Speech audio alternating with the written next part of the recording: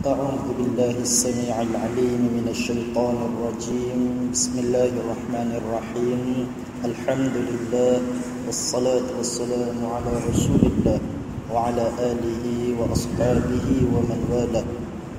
السلام عليكم ورحمة الله وبركاته. Muslimin muslimat yang dirahmati Allah Subhanahu wa taala.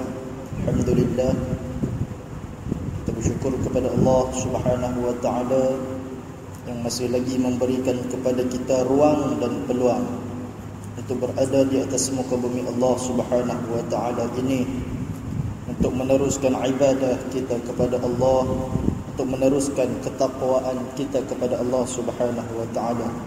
Mudah-mudahan orang-orang yang bertakwa akan mendapat kejayaan di dunia dan di akhirat insya-Allah. Petang ini saya ingin berkongsi dengan muslimin dan muslimat sekalian tentang sebuah hadis Nabi sallallahu alaihi wasallam yang diriwayatkan oleh Anas bin Malik. Anas bin Malik radhiyallahu anhu qala سمعت رسول الله صلى الله عليه وسلم يقول قال الله تعالى يا ابن آدم إنك ما دعوتني ورجوتني غفرت لك على ما كان منك ولا أبالي يا ابن آدم لو بلغت ذنوبك عنان السماء ثم استغفرتني غفرت لك يا ابن آدم إنك لو أتيتني بقراب الأرض خطايا ثم لقيتني لا تشرك بي شيئا لأتيتك بقرابها مغفرة رواه الترمذي وقال حديث حسن صحيح. Hadis ini diriwayatkan oleh Anas bin Malik, iaitu merupakan salah seorang pembantu pribadi, PA kepada Rasulullah sallallahu alaihi wasallam. Kata Anas, aku mendengar Rasulullah sallallahu alaihi wasallam bersabda yang mana Allah Taala berfirman. Hadis ini merupakan hadis qudsi. Di dalam hadis ada firman Allah Subhanahu wa taala. Kategori hadis ini hadis qudsi. Kata Allah, hai anak Adam, sesungguhnya engkau selama engkau berdoa dan berharap kepadaku, aku ampuni bagi engkau di atas dosa yang ada pada engkau dan aku tidak peduli. Allah Subhanahu wa taala memberitakan kepada kita bahawa dia kata sekalian anak Adam, yang mana kita tahu bila sebut anak Adam semuanya berdosa melainkan Rasul yang maksum. Semua berdosa. Kullu ibnu Adam khata' wa khairul khata' at-taibun. Setiap anak Adam berdosa dan sebaik-baik orang yang berdosa ini ialah mereka yang bertaubat kepada aku, kata Nabi sallallahu alaihi wasallam. Jadi dalam hadis ini Allah Subhanahu wa taala kata selama anak Adam mereka berdoa dan berharap kepada aku ampuni bagi engkau di atas dosa yang ada pada engkau dan aku tidak peduli. Maknanya bila kita bersalah, berdosa kepada Allah Subhanahu wa taala, lalu kita hendak memohon taubat daripada Allah Subhanahu wa taala, kita menadahkan tangan kita bermunajat kepada Allah agar Allah ampuni dosa-dosa kita.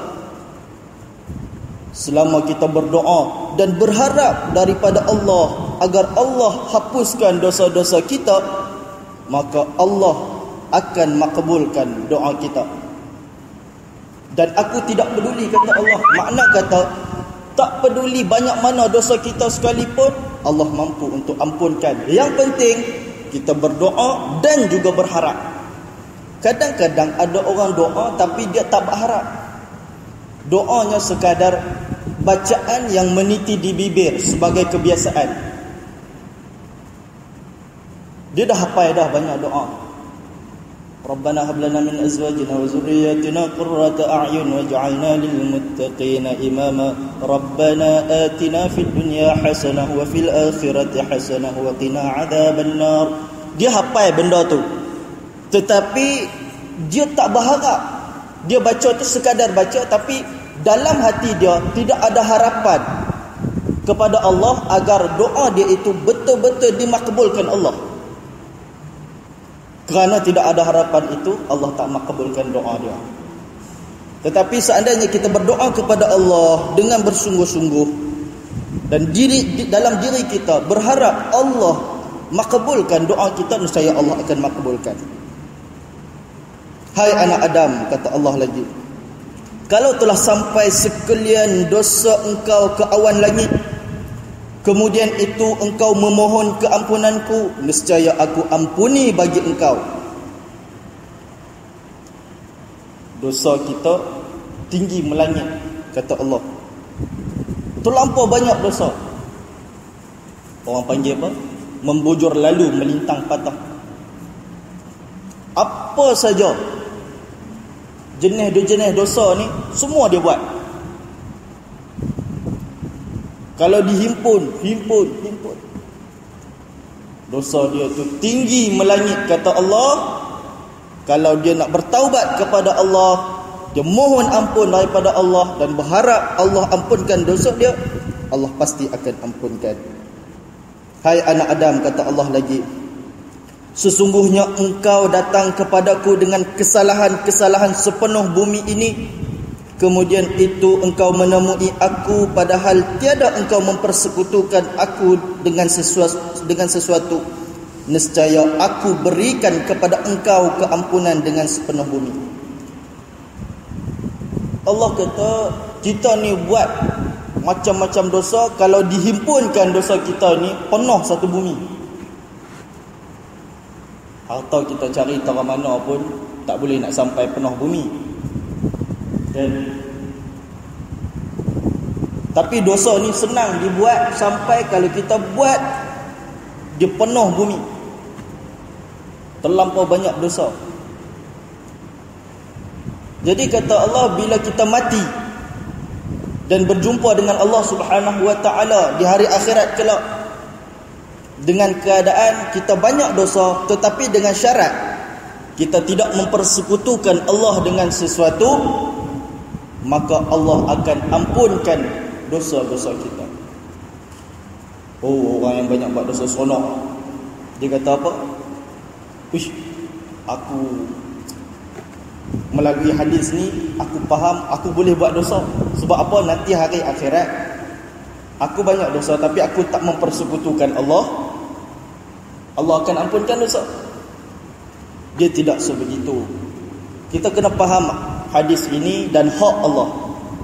Hak Allah adalah sama ada nak ampunkan dosa kita ataupun tidak mengampunkan dosa kita. Ketika itu kita meletakkan diri kita dalam bahaya. Katakan kalau kita berfikiran sedemikian rupa, kita buat dosa sebab kita tahu Allah akan ampunkan dosa kita, kita meletakkan diri kita dalam bahaya. Bila kita mati tanpa kita bertaubat atas dosa kita itu, kena hak Allah, Allah tak nak ampunkan. Jahannam kita habis. Macam kita mohon cuti lah kan? Kita bekerja mohon cuti, hak bos kita sama ada nak luluskan cuti kita ataupun tak lulus.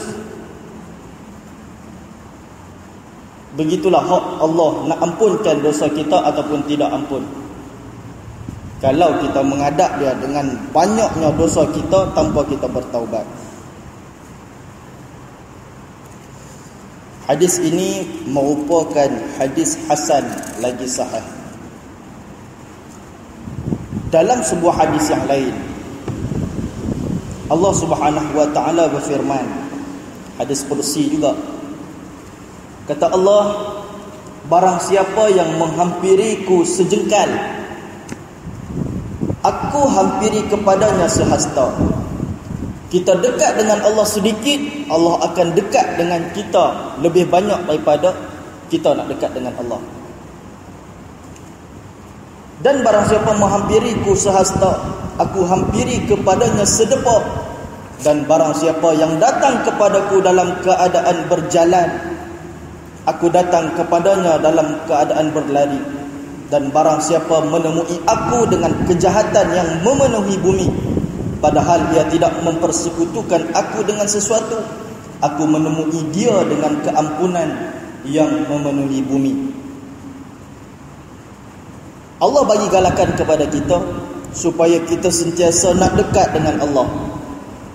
Setapak kita jalan untuk mendekati Allah, bertapak-tapak, Allah nak mendekati kita. Itu kelebihan yang diberikan kepada orang-orang yang nak dekat dengan Allah. Kita berjalan lambat untuk menuju kepada keampunan Allah. Allah mempercepatkan, dia lebih laju untuk menemui kita, untuk mengampuni kita.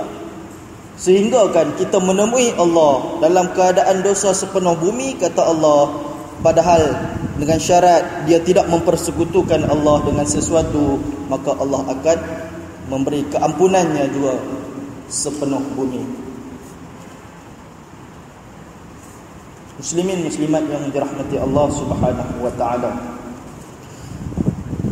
Begitulah kita dalam kita nak memohon ampun daripada Allah Subhanahu wa taala, kita bertaubat di atas dosa-dosa kita. Tak ada siapa yang tidak akan terlepas, tidak ada siapa yang akan terlepas daripada membuat dosa.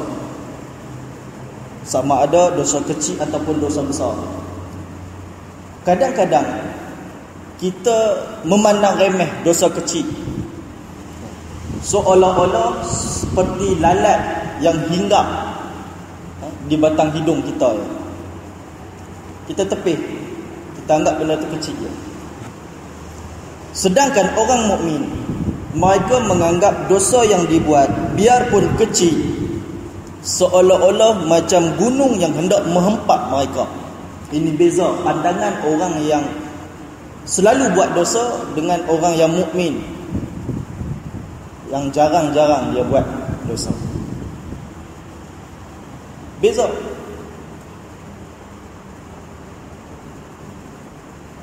Ada yang istilah yang lebih teruk, dia ni seolah-olah lembu.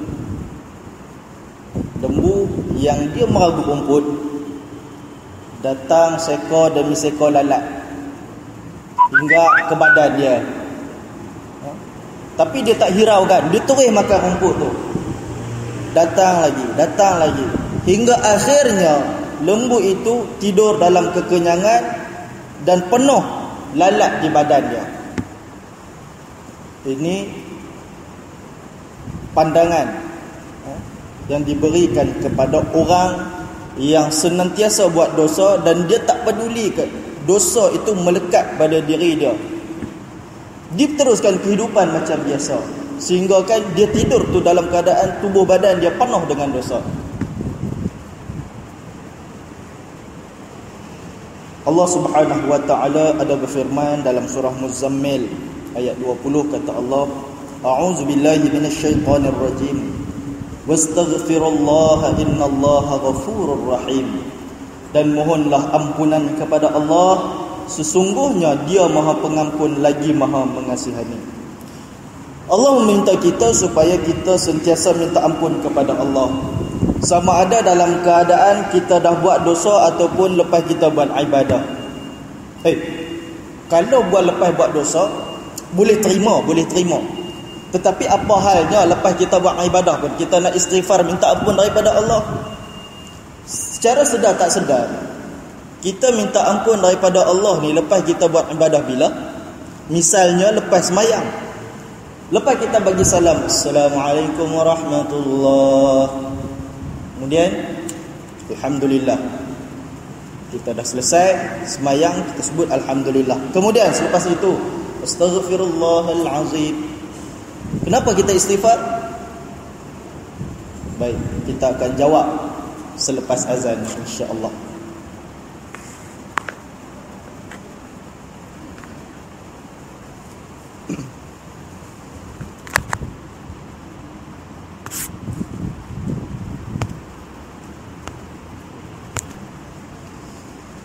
Muslimin muslimat yang dirahmati Allah Subhanahu wa taala. Baik, kita berbalik pada persoalan tadi. Selepas kita solat, kita istighfar kepada Allah Subhanahu wa taala. Kenapa? Bukankah sebelum itu kita solat, kita sembahyang, bukannya kita buat maksiat, tetapi kenapa selepas itu disyariatkan kita untuk istighfar? Baik, daripada sini kita nampak 3 perkara, 3 jenis istighfar. Yang pertama ialah istighfar dari orang-orang yang berdosa, yang ingin supaya diampuni. Ini kebiasaan, lepas buat dosa, tersedar daripada berbuat dosa, maka dia mohon ampun daripada Allah, dia istighfar. Dia mohon supaya dosa-dosa dia diampunkan oleh Allah Subhanahu wa taala. Ini kebiasaan yang kita buat. Yang kedua ialah memohon ampun, iaitu istighfar untuk melenyapkan rasa tidak senang hati kerana kurang bersyukur atau kerana kelalaian hati. Ini pun kita buat tetapi kita tak sedar.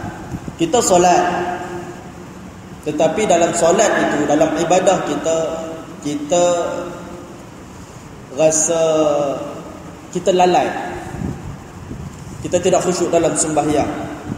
Sepatutnya wa aqimis salah, kata Allah, wa aqimis salata li dzikri, dirikanlah sembahyang untuk mengingati Allah, kata Allah, untuk mengingati aku, kata Allah.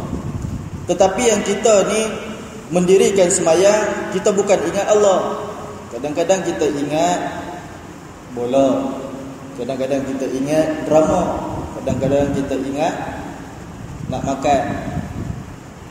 Kelalaian-kelalaian hati kita ini yang mana kita bawa dalam ibadah kita. Kita sedekah, kita bagi sedekah, tetapi dalam hati kita lalai. Hati kita ni rasa macam, aku hebat ni, setiap minggu aku bagi sedekah ke masjid. Jadi dalam ibadah kita ada kelalaian sebegitu rupa. Maka kita juga disyariatkan untuk meminta ampun daripada Allah, istighfar. Bukan kerana kita buat dosa, bukan kerana kita buat maksiat, tetapi kita lalai dalam ibadah kita. Kita puasa, tetapi kita banyak tidur, maka puasa itu jadi lalai. Maka kerana itu kita tidur tu bukan maksiat, tetapi kelalaian dalam ibadah kita mensyariatkan kita untuk kita minta ampun juga kepada Allah Subhanahu wa taala. Yang ketiga, ada orang yang minta ampun, istighfar kepada Allah Subhanahu wa taala untuk menambahkan lagi rasa bersyukur kepada Allah Subhanahu wa taala. Tak ada pasal apa. Dia tak buat maksiat, ibadah dia tak lalai, buat semua komplit cantik, tetapi dia juga minta ampun, istighfar kepada Allah juga. Kerana apa? Kerana untuk menambahkan lagi rasa syukur dia kepada Allah Subhanahu wa taala. Ini yang dilakukan oleh Rasulullah. Rasulullah dia tak ada dosa apa, dia tak buat maksiat apa, ibadah dia tak lalai. Tetapi apa yang Nabi kata? Aku istighfar setiap hari kepada Allah tidak kurang daripada 70 kali. Dalam riwayat lain menyebutkan bahawa Rasulullah beristighfar kepada Allah setiap hari 100 kali. Kerana apa? Bukan kerana Nabi buat maksiat tak? Bukan kerana ibadah Nabi lalai pun, bukan. Tapi kerana untuk menambahkan lagi rasa syukur dia kepada Allah Subhanahu wa taala. Ini yang kita kena tiru. Kita kena tiru. Kita jangan tunggu kita buat maksiat dulu baru nak istighfar. Kita jangan tunggu yang kita ni lalai dalam ibadah kita baru kita nak istighfar. Tetapi setiap masa kalau boleh, mulut ni mau tengah bawa lori ke, bawa kereta ke, bawa bas ke, duduk dalam bas ke, tunggu bas ke, sikat rambut ke, istighfar. Ni mulut ni astagfirullahalazim, astagfirullahalazim. Bini tengok bilah sebelah tengok, bang buat dosa apa tadi? Abang kat saya mak. Bini dah ceria lah. Dah bukan buat dosa apa. Kan? Tetapi untuk menambahkan lagi rasa syukur kepada Allah, sebab itu aku istighfar. Baik. Itu yang kita kena ubah mindsetting kita. Bukan nak tunggu kita buat dosa baru nak istighfar. Baik, apakah hikmah kita istighfar dan minta ampun daripada Allah Subhanahu wa taala?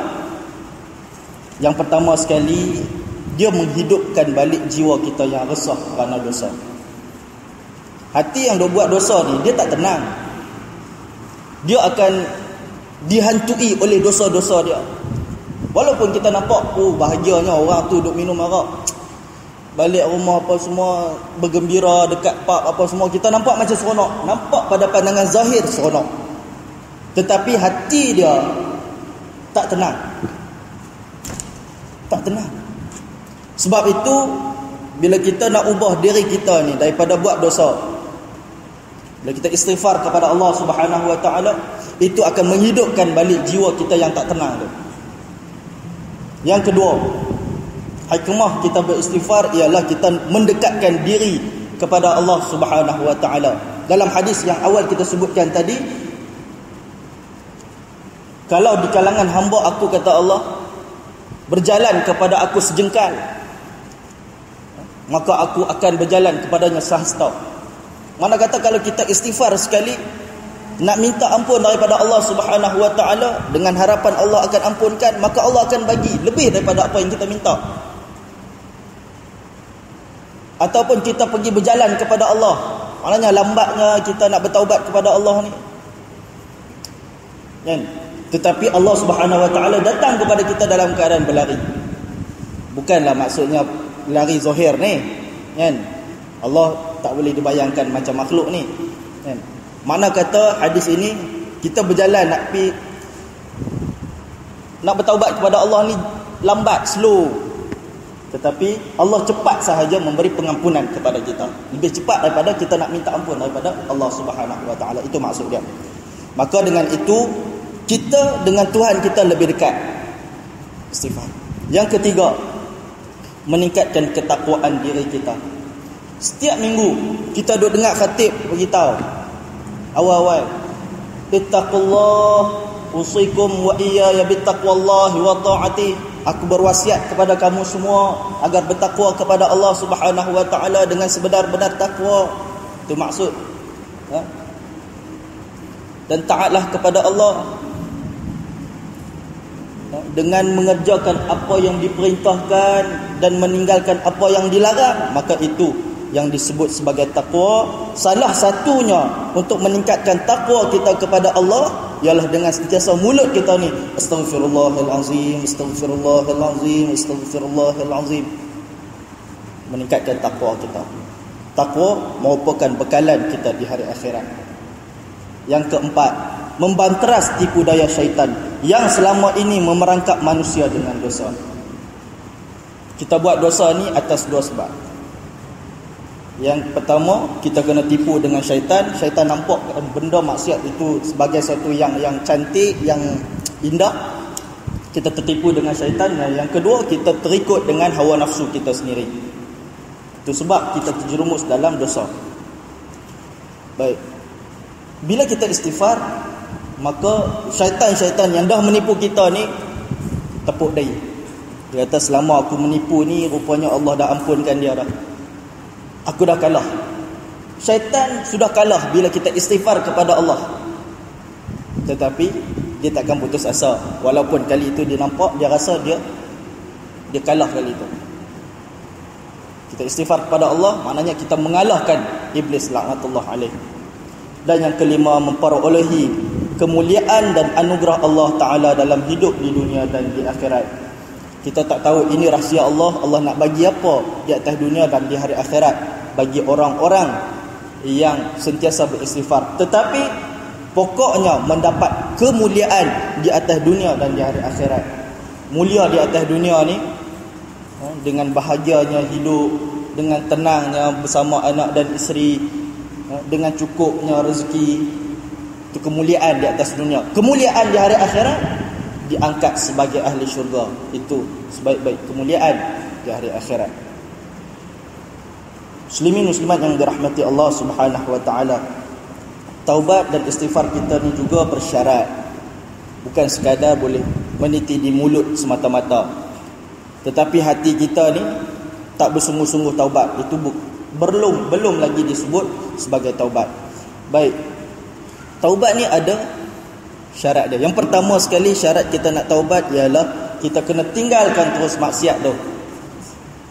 Kalau kita istighfar tu kerana kelalaian hati kita dalam semayang, kelalaian hati kita ketika berdoa kepada Allah Subhanahu Wa Taala, doa ni bukan main sedap, tetapi hati ni teringat kepada benda lain. Bila kita istighfar, kita kena tinggalkan benda-benda maksiat, benda-benda kelalaian tu semua kita kena tinggalkan. Yang kedua, menyesal di atas kelalaian dan dosa yang kita buat. Hati ni mau ada rasa menyesal. Saya bagi satu contoh. Rasa menyesal ni macam mana? Ada satu orang budak remaja salah faham dengan mak ayah dia, bertengkar. Jadi bila bertengkar ni tak jumpa punca, anak ni ambil keputusan buat masuk baju seluar dalam beg, angkat keluar pada rumah. Dengan perasaan marah dia kata dekat mak ayah dia kata, saya nak keluar rumah, saya tak mau balik dah. Oh, dalam keadaan marah. Jadi mak ayah dia tengok daripada jauh ni sayu, tak apalah, dia akan rasa kehidupan dia di luar nanti. Mak ayah dia steady. Bila berapa lama dekat luar, seminggu boleh lah, ada duit apa semua sikit, tumpang rumah kawan. Masuk 2 minggu hang ni, kawan pun apa hang ni, bila balik rumah ke pergi duduk tempat lain, amai duduk rumah aku ni kacau, habis beras kawan betul. Jadi kita pun tempat tinggal pun jadi tergontang ganting, duit pun dah tak ada dah. Lalu kita nak balik semula ke rumah tu malu. Sebab apa? Kita dah bagi tahu kepada mak ayah kita 2 minggu lepas ni, kita kata saya tak mau balik rumah. Tetapi kerana duit tak ada, kerana tempat tinggal tak ada apa semua, terpaksa balik. Sampai depan pintu pagar rumah tu, rasa lemah badan. Menyesal sungguh aku sebut dulu. Jalan masuk dalam, nak pergi ketuk pintu rumah, nak angkat tangan tu rasa, ya Allah, lemah ni. Malunya aku depan mak ayah aku atas benda yang aku buat dulu, benda tak betul ni. Keluar daripada rumah, marah-marah apa semua. Rasa berat hati tu, menyesal. Ini yang disebut menyesal. Kita dengan Tuhan begitu. Dalam semayang kita dah berjanji kepada Allah, inna salati wa nusuki wa mahyaya wa mamati lillahi rabbil alamin. Sungguhnya solat aku, ibadah aku yang lain, hidup dan mati aku kerana Allah. Kita keluar daripada semayang, kita buat benda yang maksiat, bukan kerana Allah lagi. Maka kita nak berbalik semula kepada Allah dengan istighfar. Malunya kita kepada Allah, rasa menyesalnya kita dengan Allah Subhanahu Wa Taala. Begitu perasaan orang yang menyesal. Dia lemah betul badan dia, nak ialah menyesal kepada Allah Subhanahu Wa Taala. Maka bila istighfar, bukan nak suruh lemah badan tak, tapi rasa menyesal tu perlu ada. Yang ketiga syarat dia berhasrat untuk tidak ulangi lagi. Bukan hari ni berhenti, fikir-fikir esok lusa kalau duit tak ada pergi merompak lain. Bukan begitu. Tetapi berazam sungguh-sungguh, aku mesti cari benda yang halal. Tak mau dah merompak, meragut semua, tak mau dah. Tanam sayur pun tanam sayur lah, asalkan halal. Begitu. Dia cari alternatif lain. Dia berhasrat tak ulang benda lain, benda yang maksiat tadi. Dan yang keempat, dia memperbaiki ibadah dia dan berbuat amal kebajikan seperti bersedekah, memberi makan dan fakir miskin dan lain-lain. Kalau dulu dia bergelumang dengan dosa, kali ini dia tinggalkan dosa dia. Misal kata malam dia selalu pipa, dia selalu minum arak, dia selalu main judi, keluar dengan kawan perempuan dan sebagainya. Tetapi masa itu dia tak mau dah, dia gantikan masa itu dengan baca Quran, dengan sembahyang sunat. dengan istighfar. Masa tu dia pakai untuk ibadah. Dia tak mau dah buat benda-benda lagu tu. Nampak? Dia gantikan masa yang buat maksiat itu dengan benda-benda ibadah. Dan yang kelima, kalau kita bersalah dengan makhluk ataupun dengan manusia yang lain, maka kita kena mohon maaf di atas kesalahan kita ataupun ketelanjuran kita, ataupun apabila kita terambil barang dia, maka kita kena pulangkan balik. Baru permohonan maaf kita, istighfar kita itu diterima Allah.